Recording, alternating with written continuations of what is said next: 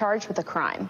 Ultimately, fake electors did meet on December 14, 2020, in Arizona, Georgia, Michigan, Pennsylvania, New Mexico, Nevada, and Wisconsin. At the request of the Trump campaign, the electors from these battleground states signed documents falsely asserting that they were the, quote, duly elected electors from their state, and submitted them to the National Archives and to Vice President Pence in his capacity as President of the Senate. Here is what some of the fake elector certificates look like as compared to the real ones. But these ballots had no legal effect. In an email produced to the Select Committee, Dr. Eastman told a Trump campaign representative that it did not matter that the electors had not been approved by a state authority. Quote, the fact that we have multiple slates of electors demonstrates the uncertainty of either.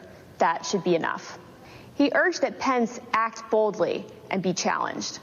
Documents produced to the Select Committee show that the Trump campaign took steps to ensure that the physical copies of the fake electors' electoral votes from 2 states were delivered to Washington for January 6th. Text messages exchanged between Republican Party officials in Wisconsin show that on January 4th, the Trump campaign asked for someone to fly their fake electors' documents to Washington.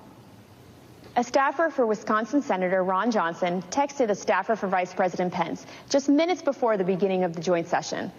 This staffer stated that Senator Johnson wished to hand-deliver to the vice president the fake electors' votes from Michigan and Wisconsin. The vice president's aide unambiguously instructed them not to deliver the fake votes to the vice president. Even though the fake elector slates were transmitted to Congress and the executive branch, the vice president held firm in his position that his role was to count lawfully submitted electoral votes. Joseph R. Biden, Jr.